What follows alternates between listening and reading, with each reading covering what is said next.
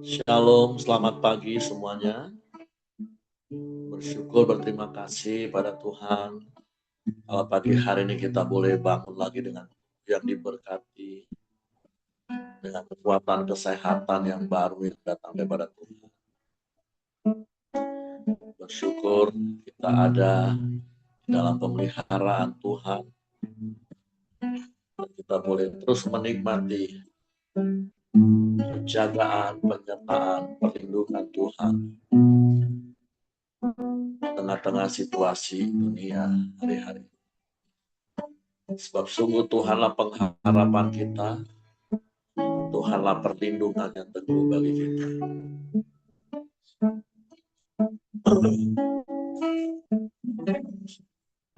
Tuhan, Kaulah pengharapanku.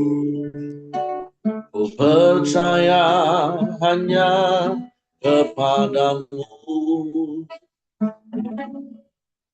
Yesus. Kaulah perlindunganku, Engkau yang selalu ku puji. Tuhan, Kaulah pengharapan. Ku percaya hanya kepadamu, Yesus.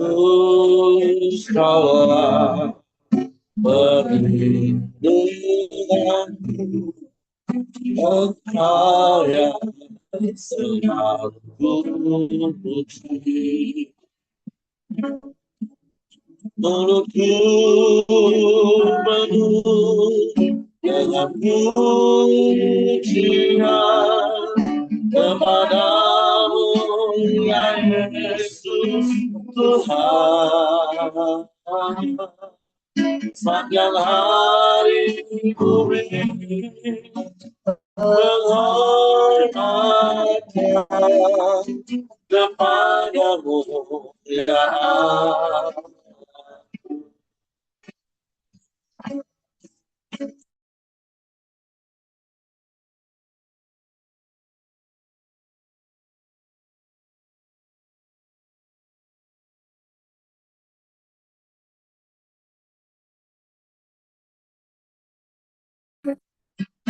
Yesus.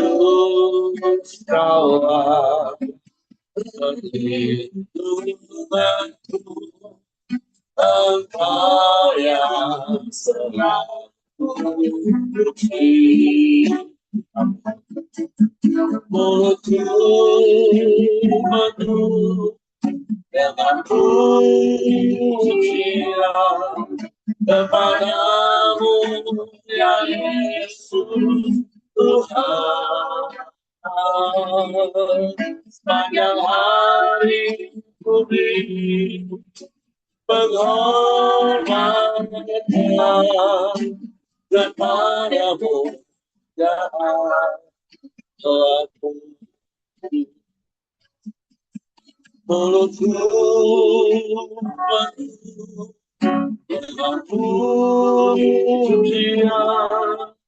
kepadamu, ya Yesus Tuhan. Sepanjang hari ku beri penghormatan kepadamu, ya aku. Sekali lagi dikatakan, mulutku penuh dengan pujian, amin, kepadamu, ya Yesus Tuhan. Sepanjang hari ku beri penghormatan kepadamu, ya Allahku. Kepadamu, ya Allahku.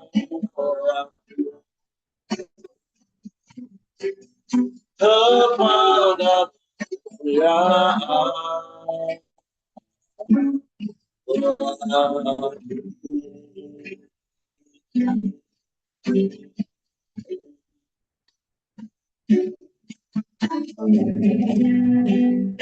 Hanya kepadamu ya Allahku,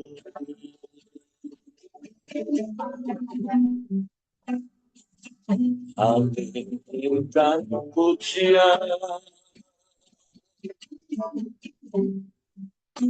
kami disembah.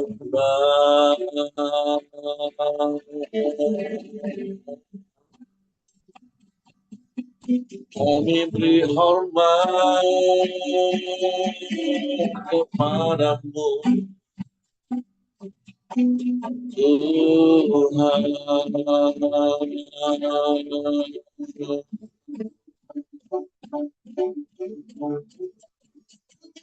Sebab Engkaulah Tuhan,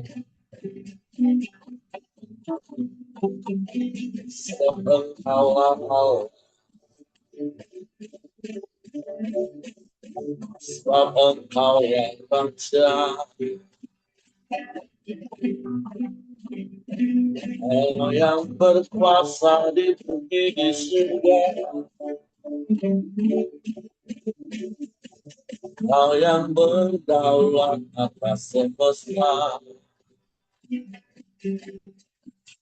Engkau yang mengatur segala masalah,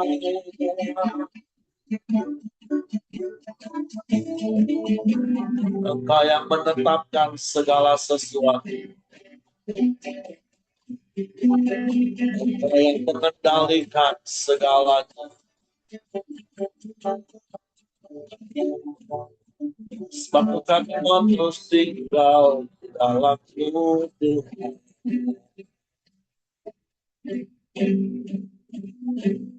Sebab kami aman di dalam-Mu.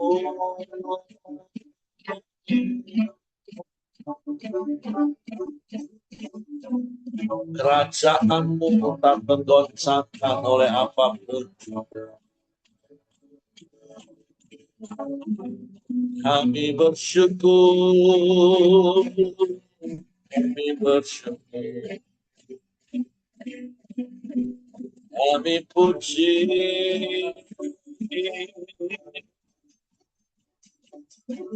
kami sembah,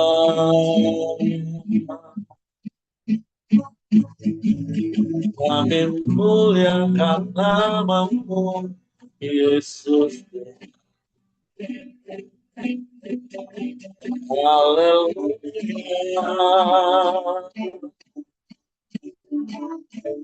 haleluya, haleluya.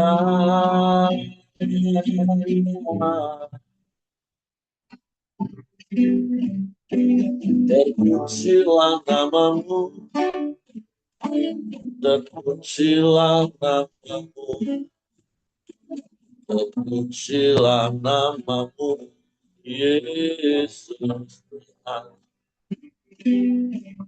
Ya Allah baik, sungguh baik, sangat baik, teramat baik, selalu baik, selamanya Kau baik. Terima kasih, terima kasih.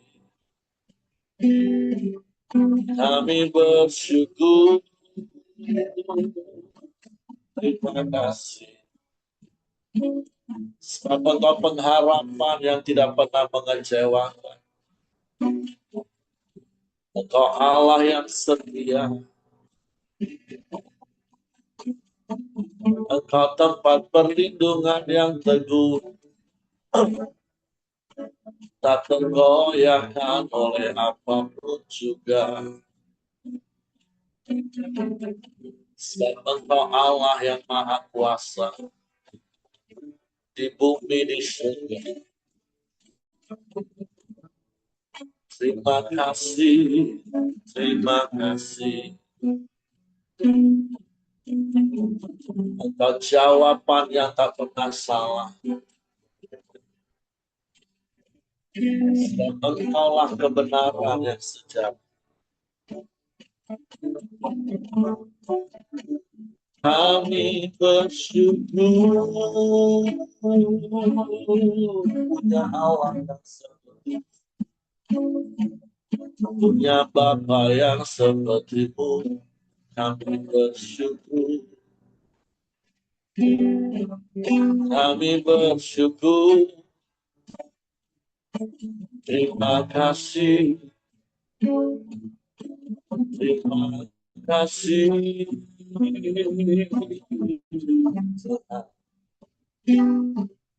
Haleluya, haleluya, haleluya.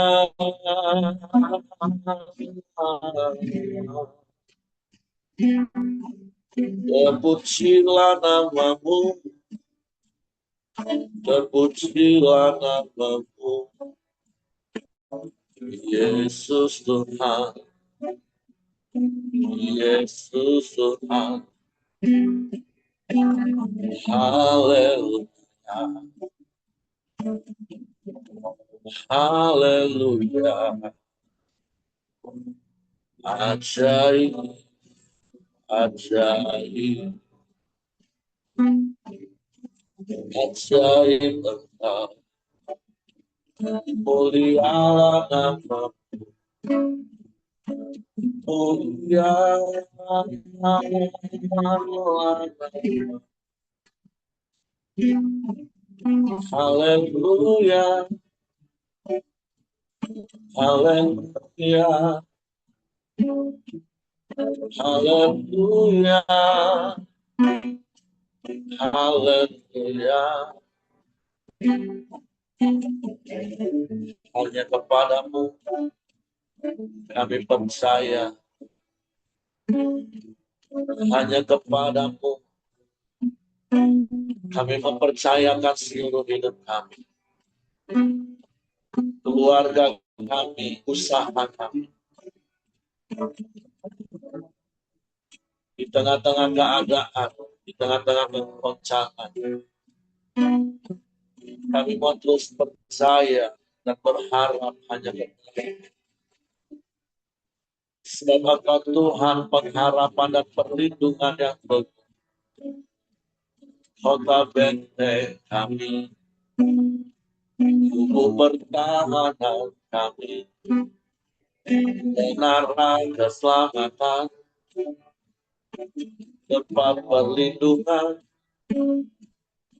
Yesus Tuhan, Yesus Tuhan.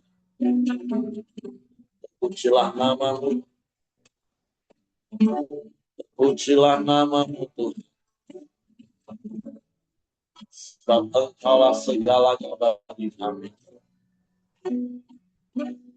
Engkau yang terutama dalam hidup kami. Terima kasih. Terima kasih Tuhan. Engkau yang melingkupi kami, sehingga kami tetap tinggal tenang dalam segala keadaan. Lingkup-lingkup dengan sayapmu, namun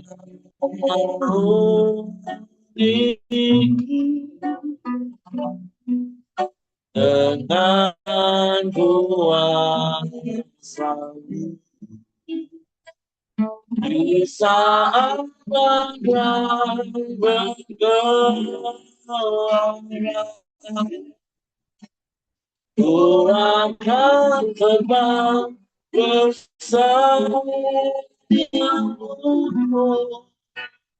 Bapa Kau Raja atas dosa. Ku tegaskan Kau Allah. Amin, amin, amin.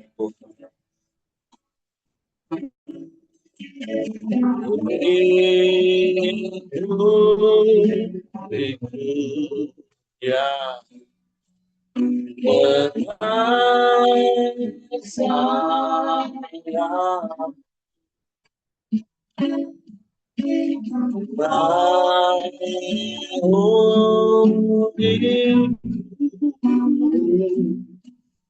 dengan kuasa-Mu di saat badai bergelora,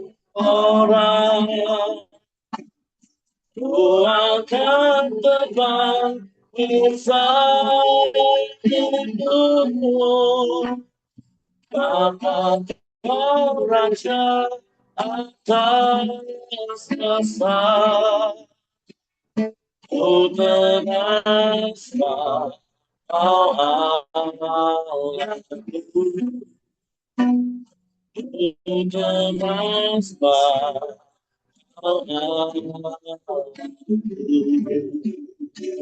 Di saat badai bergelora, ku akan terbang bersamamu. Bapa Kau Raja atas dosa, ku tegaskan Kau Allahku, ku tegaskan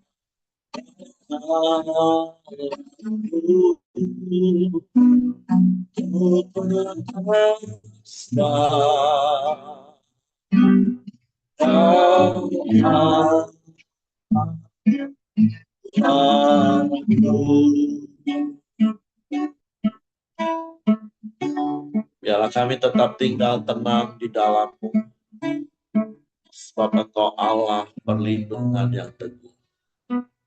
Engkau yang melingkupi, menjagai, menaungi kami dengan kasih dan kuasa.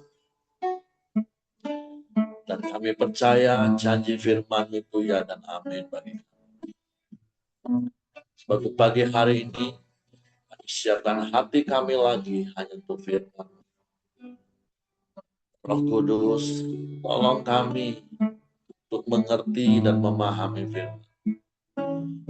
Sehingga kami percaya firman dan kami melakukannya dalam hidup. Kami sambut firman-Mu dalam nama Yesus. Haleluya, haleluya. Amin.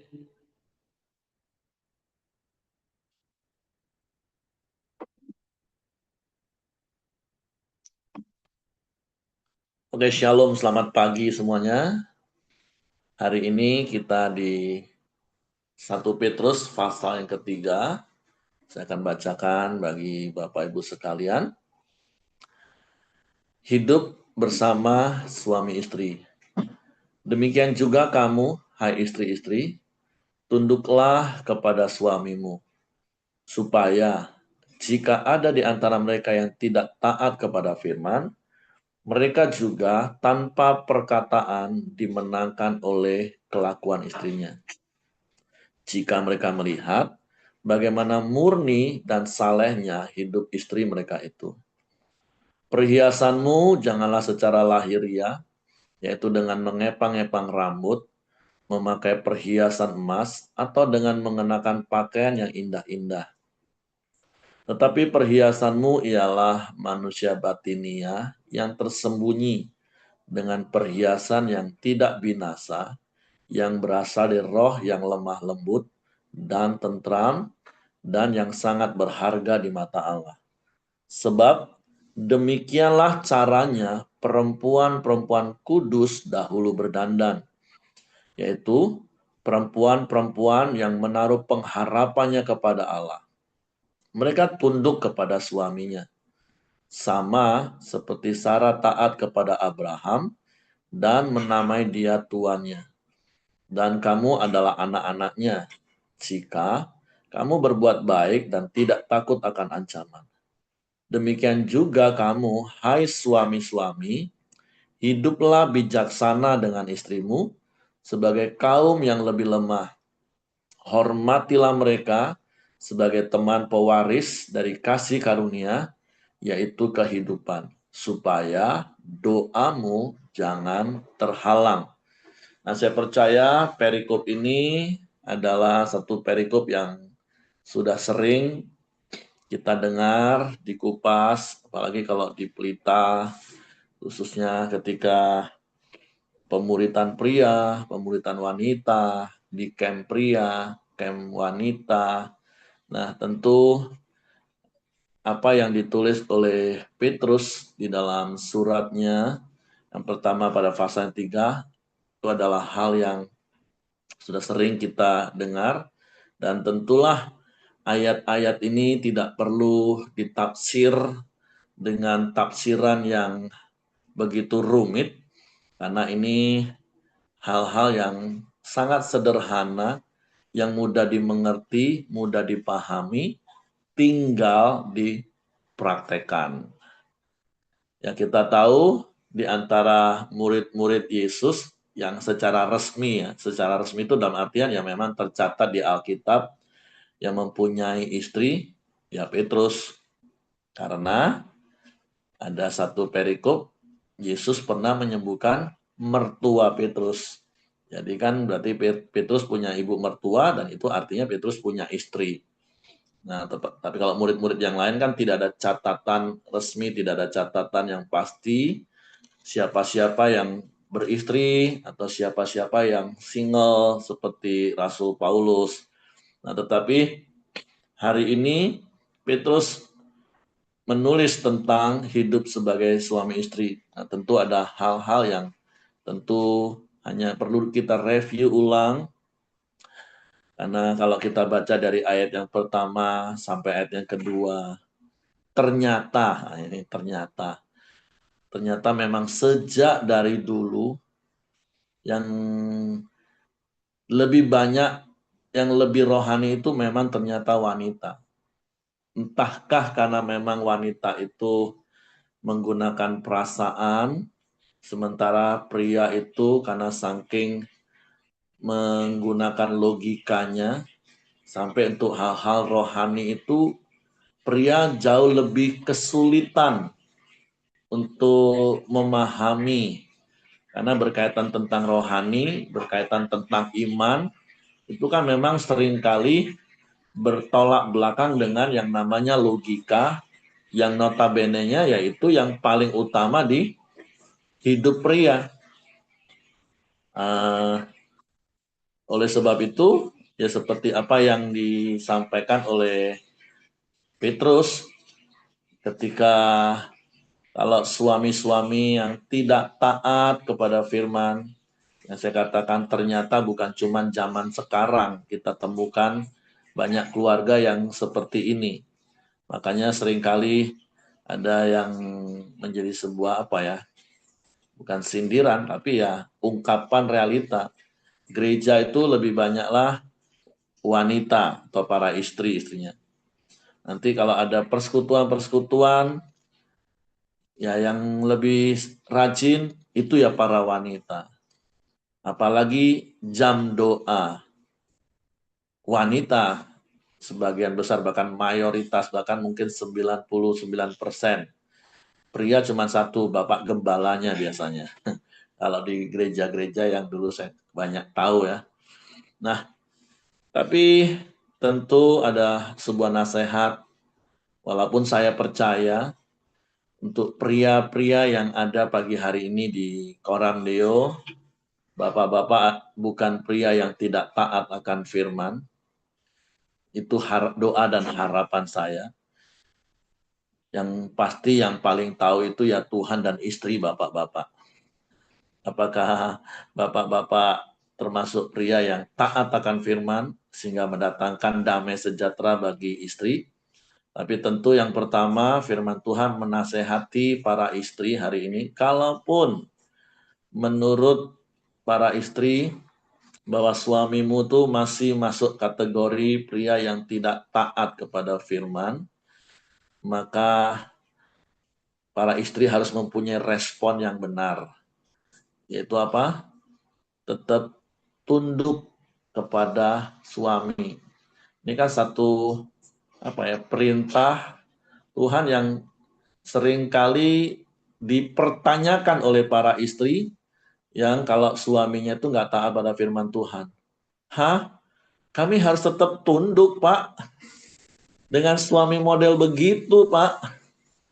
Nah, karena sekali lagi, tunduk itu kan bicara tentang sikap hati.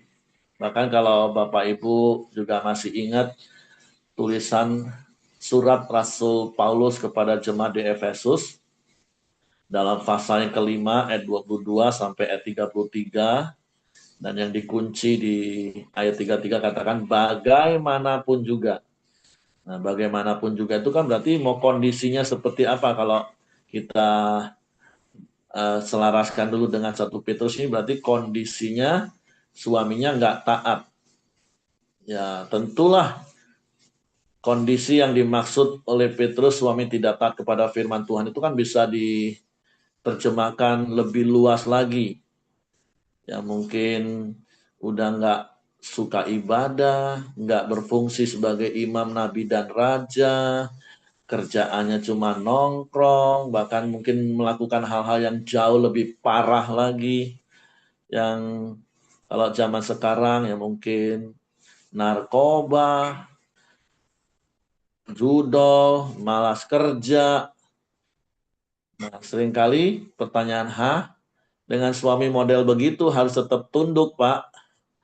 Ya, kan yang ngomong firman Tuhan, bukan saya. Keputusan ya tetap kepada pendengar. Tapi tentulah ketika kita melakukan firman Tuhan, seperti berkali-kali saya katakan, Tuhan itu pasti bela firman-Nya. Tuhan pasti bela kebenarannya. Tinggal keputusannya di tangan kita. Mau nggak kita lakukan firman Tuhan? Walaupun seperti yang saya katakan tadi, ya kalau bicara wanita yang lebih banyak perasaan, lebih mudah, walaupun kalau udah perasaannya tersakiti, itu juga menjadi satu hal yang sulit. Tapi pada dasarnya wanita pengen dekat dengan Tuhan terus. Tapi ketika bersentuhan dengan perasaannya yang tersakiti, kadang susah untuk mentaati. Nah, bedanya dengan pria kan kayak gitu. Wanita dalam keadaan apapun rasanya pengen dapat pertolongan Tuhan, pengen dekat. Tapi kan bukan hanya sekedar perasaan pengen dekat dan pengen dapat pertolongan Tuhan. Kata kuncinya apakah engkau mau taat kepada apa yang Tuhan perintahkan, apa yang Tuhan katakan.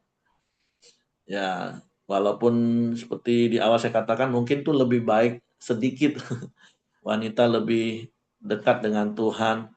Walaupun terkadang begitu bertabrakan dengan perintah Tuhan yang nggak sesuai dengan perasaan, yang nggak dilakukan juga kadang.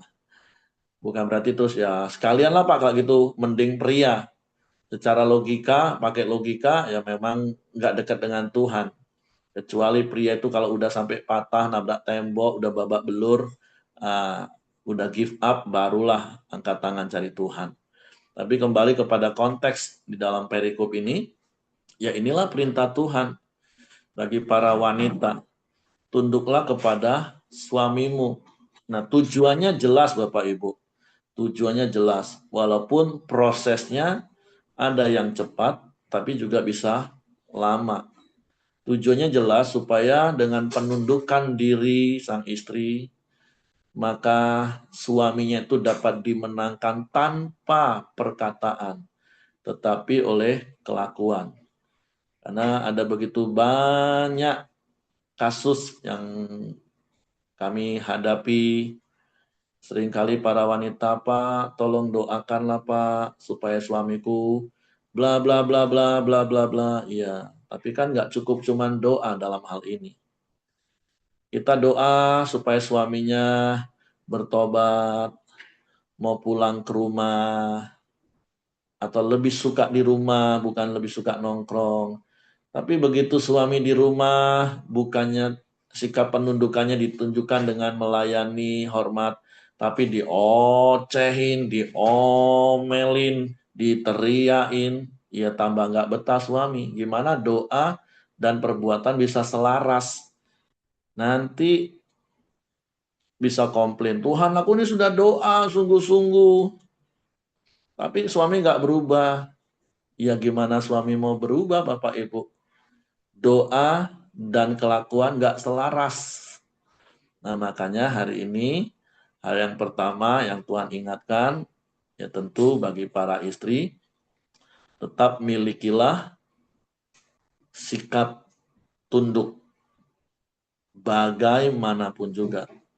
Nah, sebaliknya bagi suami, sebelum kita ke ayat-ayat yang berikutnya, langsung melompat ke ayat yang 7, ya, bagian suami adalah demikian juga kamu, hai suami-suami, hiduplah bijaksana dengan istrimu sebagai kaum yang lebih lemah, hormatilah mereka sebagai teman pewaris dari kasih karunia, yaitu kehidupan supaya doamu jangan terhalang. Ya, menghormati itu tentu seperti apa yang ditulis oleh Paulus di Efesus pasal 5, itu mengasihi. Karena tanpa hati yang mengasihi, bagaimana suami bisa respect dan menghormati istri sebagai teman pewaris kasih karunia. Jadi sekali lagi, seperti prinsip yang berkali-kali saya katakan dalam prinsip hubungan, mari masing-masing pihak fokus saja pada kewajiban. Kewajiban istri tunduk, kewajiban suami mengasihi, sehingga dapat menghormati istri sebagai teman pewaris kasih karunia. Dan ketika kedua belah pihak, ini kan yang idealnya, dan ini yang harus terjadi dalam keluarga kita. Ketika kita sama-sama melakukan kewajiban kita, maka pada saat yang sama kita terima hak kita. Hak suami itu dihormati sebagai kepala keluarga, dan itu pasti akan didapat oleh suami ketika istrinya mempunyai sikap hati yang tunduk. Hak istri itu dikasihi, diayomi, dihormati sebagai teman pewaris kasih karunia, dan itu pasti otomatis akan diterima ketika suaminya mempunyai sikap penuh kasih kepada istrinya.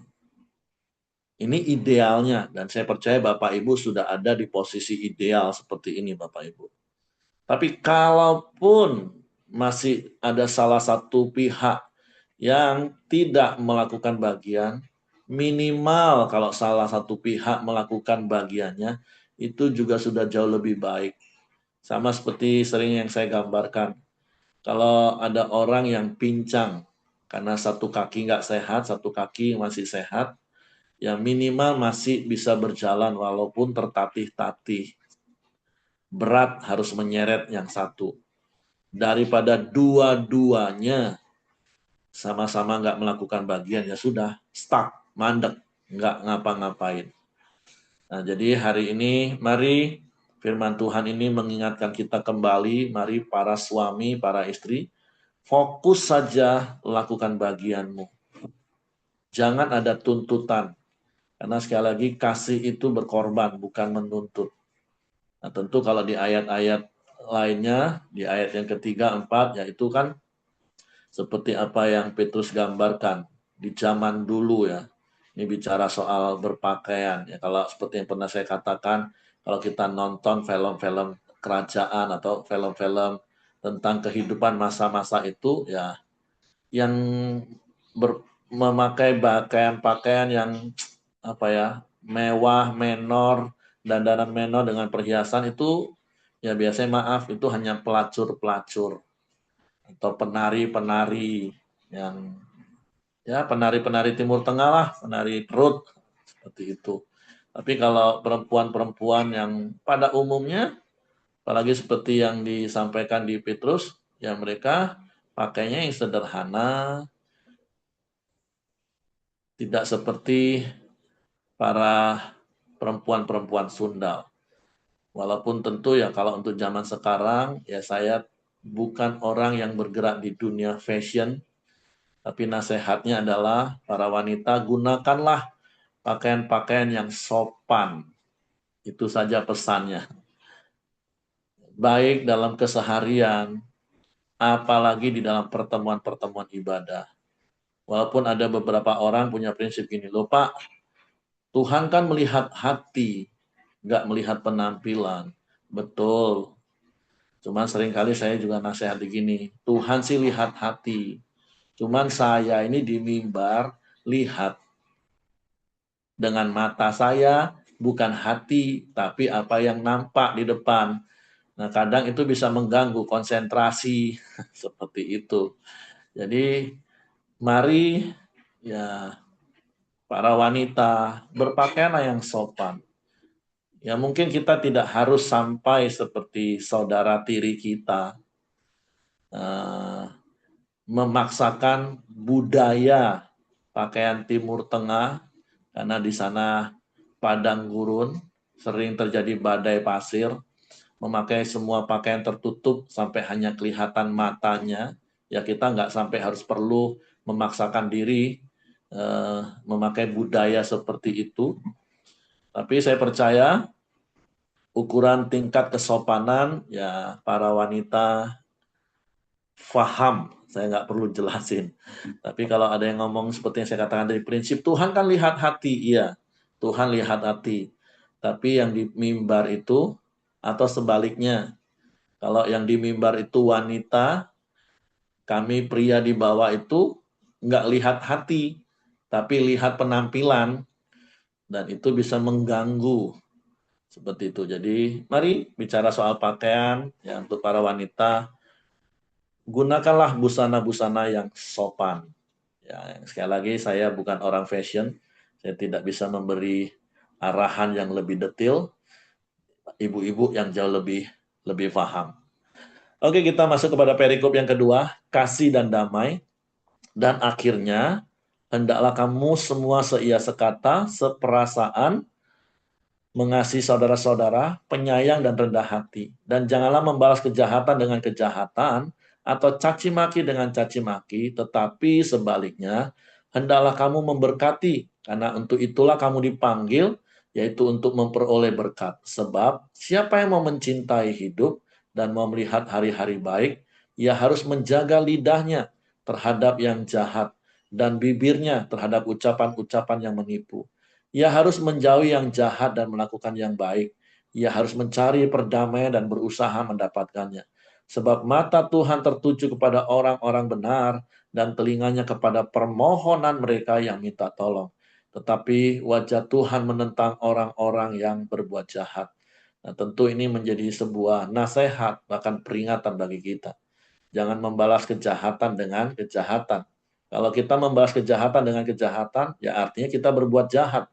Dan firman Tuhan katakan Tuhan itu menentang orang-orang yang berbuat jahat. Tapi apa yang harusnya kita lakukan? Baiklah kita seia sekata, seperasaan, mengasihi saudara-saudara, penyayang dan rendah hati. Ini yang harus kita kenakan sebagai manusia baru di dalam Kristus yang terus dibaharui Bapak Ibu. Dan saya mau teguhkan setiap kita pasti bisa ketika kita hidup selaras dengan kehendak Bapa. Kita terus mengalami proses menanggalkan manusia lama kita dan mengenakan manusia baru yang terus dibaharui dari hari ke hari.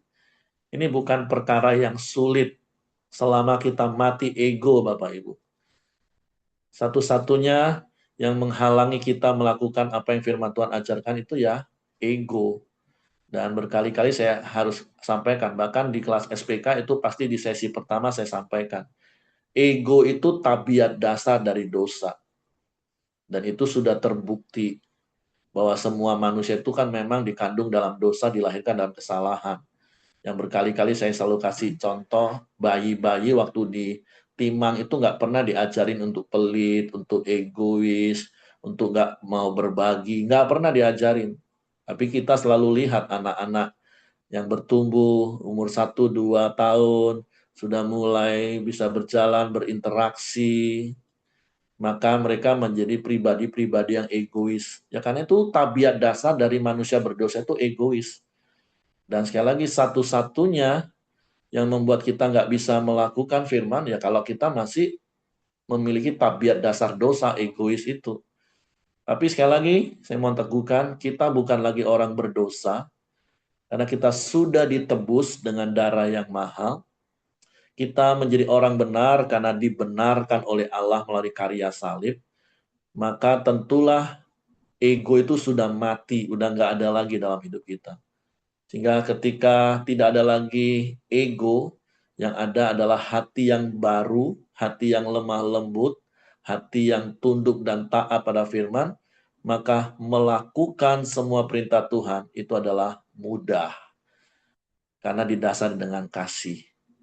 Nah, makanya judul perikopnya kasih dan damai. Oke, perikop berikutnya menderita dengan sabar. Dan siapakah akan berbuat jahat terhadap kamu jika kamu rajin berbuat baik? Ini sebuah pertanyaan yang perlu direnungkan Bapak Ibu. Kalau kita berbuat baik dengan rajin, masa sih ada orang masih mau berbuat jahat dengan kita? Rasanya hampir mustahil Bapak Ibu. Karena ini sebuah prinsip hukum. Kalau kita rajin berbuat baik, artinya terus-menerus kita berbuat baik, sampai dikenal sebagai orang baik, seperti yang saya katakan, kita itu harus mati ego, bukan mempertahankan ego, mempertahankan harga diri sampai lupa diri. Yang perlu kita jaga itu nama baik Bapak Ibu. Dan berkali-kali saya katakan gampang jaga nama baik. Rajin aja berbuat baik karena memang itu yang Tuhan mau. Efesus 2 ayat 10. Kita ini buatan Allah diciptakan dalam Kristus Yesus untuk melakukan pekerjaan baik yang Allah sediakan sebelumnya dan Ia mau kita hidup di dalamnya, di dalam perbuatan baik. Nah, kalau kita rajin berbuat baik, masa ada orang sih mau buat jahat sama kita? Hampir-hampir mustahil. Kalaupun ada satu dua. Tapi kalau kita udah terbiasa rajin berbuat baik, Bapak Ibu, ya kita akan tetap melakukan hal baik walaupun ada, mungkin ada satu dua. Karena mungkin ada orang, tapi Pak, aku udah rajin berbuat baik, tapi ada, ya nggak apa-apa. Makanya di ayat sebelumnya kan dikatakan, jangan balas kejahatan dengan kejahatan. Bagian kita itu rajin aja berbuat baik. Tetapi sekalipun kamu harus menderita, nah ayat yang ke-14 kan jelasin, udah rajin berbuat baik, tapi tetap ternyata harus menderita karena kebenaran. Tetapi sekalipun kamu harus menderita juga karena kebenaran, kamu akan berbahagia. Sebab itu janganlah kamu takuti apa yang mereka takuti dan janganlah gentar. Tapi kuduskanlah Kristus di dalam hatimu sebagai Tuhan. Kurios, Tuhan yang berdaulat penuh, yang harus kita taati. Dan siap sedialah pada segala waktu untuk memberi pertanggungan jawab kepada tiap-tiap orang yang meminta pertanggungan jawab dari kamu tentang pengharapan yang ada padamu. Tapi haruslah dengan lemah lembut dan hormat dan dengan hati nurani yang murni, supaya mereka yang memfitnah kamu karena hidupmu yang saleh dalam Kristus menjadi malu karena fitnah mereka itu. Artinya fitnah mereka pasti nggak akan terbukti. Kalau kita rajin berbuat baik, orang boleh fitnah kita, orang boleh ngomongin kita apa saja. Nggak usah pusing, Bapak Ibu. Benar saja kita bisa dianggap salah. Nggak masalah. Respon benar saja dengan lemah lembut, minta maaf, selesai. Nggak usah bereaksi, Bapak Ibu. Sebab lebih baik menderita karena berbuat baik, jika hal itu dikehendaki Allah, daripada menderita karena berbuat jahat. Nggak apa-apa berbuat baik, difitnah orang, berbuat benar, disalahin orang. Nggak apa-apa, itu lebih baik, kata firman Tuhan, Bapak Ibu. Sebab juga Kristus telah mati sekali untuk segala dosa kita. Ia yang benar untuk orang-orang yang tidak benar, supaya yang membawa kita kepada Allah. Ia yang telah dibunuh dalam keadaannya sebagai manusia, tetapi yang telah dibangkitkan menurut roh. Dan di dalam roh itu juga ia pergi memberitakan Injil kepada roh-roh yang di dalam penjara, yaitu roh-roh mereka yang dahulu pada waktu Nuh tidak taat kepada Allah, ketika Allah tetap menanti dengan sabar waktu Nuh sedang mempersiapkan bahteranya, di mana hanya sedikit, yaitu 8 orang yang diselamatkan oleh air bah itu. Juga kamu sekarang diselamatkan oleh kiasannya, yaitu baptisan. Maksudnya bukan untuk membersihkan kenajisan jasmani, melainkan untuk memohonkan hati nurani yang baik kepada Allah oleh kebangkitan Yesus Kristus, yang duduk di sebelah kanan Allah setelah ia naik ke surga, sesudah segala malaikat, kuasa, dan kekuatan ditaklukkan kepadanya. Jadi Yesus satu-satunya teladan dalam hidup kita. ketika diperlakukan nggak adil, difitnah, dicaci maki, diperlakukan dengan sangat-sangat hina, tapi Yesus nggak membalas itu semua. Bahkan Yesus berdoa, ampunilah mereka, sebab mereka tidak tahu apa yang mereka perbuat. Nah, itu yang harus kita jadikan patokan standar untuk kita bisa terus rajin berbuat baik, bahkan kepada orang yang berbuat jahat kepada kita. Nah, kalau berkaitan dengan Yesus pergi, yaitu tentu selama 3 hari waktu Yesus di dalam alam maut, di dalam kubur, saya hanya memahami sampai batas itu. Saya tidak mau melangkah lebih jauh seperti beberapa orang. Sampai hari ini ada mungkin yang pernah dengar, akhirnya mereka nginjil ke kuburan-kuburan, dasar ayat ini, bahwa mereka memberitakan Injil kepada orang-orang yang sudah mati. Itu di luar kemampuan dan kapasitas kita. Karena kita nggak bisa masuk ke alam kubur, kita nggak bisa masuk ke alam maut. Yesus sudah melakukannya. Waktu 2000 tahun yang lalu, Yesus disalibkan, mati, dan selama 3 hari, Yesus ada di perut bumi, di alam maut itu. Inilah yang Yesus kerjakan. Nah, bagaimana caranya secara detail, saya juga tidak bisa menjelaskan dengan kata-kata yang bisa dapat difahami. Ya, kalau mau tahu detail nanti tanya sama Yesus. Tapi secara logika sederhana saya, ya selama 3 hari Yesus di alam maut, ya Yesus menyampaikan apa yang dia lakukan kepada mereka. Yang dikatakan tadi, waktu zaman Nuh itu nggak taat. Sebab kan orang yang hidup sebelum sebelum zaman kasih karunia Yesus mati, kan memang mereka dihakimi berdasarkan hati nurani mereka.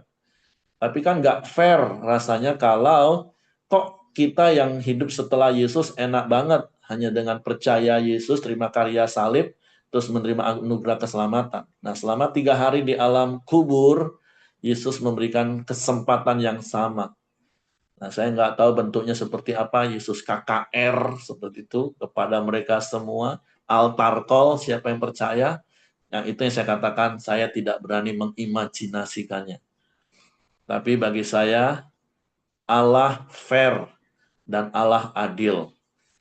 Dia memperlakukan orang-orang yang sudah mati sebelum Kristus supaya mereka juga punya kesempatan menerima kasih karunia itu. Itu saja yang dapat saya pahami, Bapak Ibu. Mungkin Bapak Ibu pernah mendapatkan pengajaran yang lain tentang apa yang ditulis di ayat-ayat ini, ya it's okay lah. Tapi untuk tahu pastinya nanti kita tanya Yesus. Kalau berkaitan tentang hal ini Bapak Ibu ya. Oke, itu saja yang ingin saya sampaikan pagi hari ini. Jadi mari para suami, para istri, fokus lakukan bagian kita, terus rajin berbuat baik, supaya kita terus hidup dalam kasih karunia Tuhan. Oke, silakan Ko Joni. Ya, salam semua. Kalau tidak ada yang menambahkan, kita akan masuk dalam doa kita pagi hari ini. Bapak, terima kasih. Pagi hari ini kami bersyukur Tuhan. Kami boleh terus bersama-sama memuji, memuliakan Engkau. Terima kasih. Kami boleh belajar kebenaran firman-Mu pagi hari ini Tuhan. Hidup kami Tuhan, terus mempraktekkan kebenaran firman-Mu dalam setiap kehidupan kami. Kami tahu Tuhan, setiap apapun yang kami lakukan akan menjadi kesaksian bagi banyak orang. Terima kasih Tuhan Yesus, kami berkati hambamu Pak Heri yang sudah menyampaikan kebenaran firman-Mu. Terus pakai Pak Heri Tuhan dalam setiap pelayanannya dimanapun dia berada Tuhan. Berkati Pak Heri bersama istri dan anak-anaknya Tuhan. Pakai seluruh keluarga mereka Tuhan dan menjadi berkat bagi banyak orang. Engkau juga berkati kami semua di pagi hari ini sudah mendengarkan kebenaran firman-Mu. Biar kami mulai terus mempraktekkan kebenaran firman-Mu dalam setiap kehidupan kami Tuhan. Sehingga lewat hidup kami Tuhan, orang-orang boleh mengenal Engkau Tuhan. Terima kasih Tuhan Yesus. Pagi hari ini juga kami terus berdoa Tuhan, khususnya buat Pak Ongko Wijaya Tuhan, Engkau memberkati di masa tuanya Tuhan. Engkau terus memberi dia kekuatan, semangat, pemulihan untuk kesehatannya Tuhan. Engkau juga berkati anak-anak dan cucunya Tuhan yang merawatnya, menjaganya Tuhan. Engkau memberikan mereka kekuatan dan penyertaan dan perlindungan Tuhan. Terima kasih juga Tuhan Yesus pada hari ini juga. Doa buat Willy dan Nilu Tuhan, berkati persiapan untuk bayi tabungnya Tuhan, juga campur tangan untuk setiap proses Tuhan.